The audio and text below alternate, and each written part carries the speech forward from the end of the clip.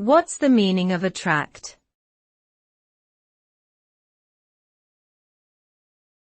Attract.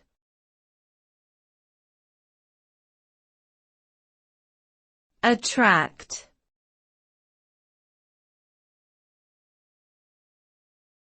Attract.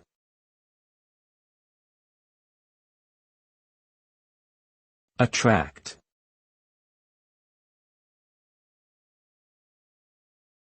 The word attract means to pull or draw something towards oneself, usually due to some noticeable and desirable quality.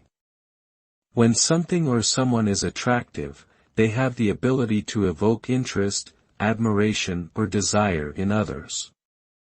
This could refer to physical qualities, personality traits, or other appealing attributes. The result of being attractive can range from simply capturing someone's attention to forming a strong emotional connection or even leading to a romantic relationship. Ultimately, the power of attraction lies in its ability to influence human behavior and draw people closer together.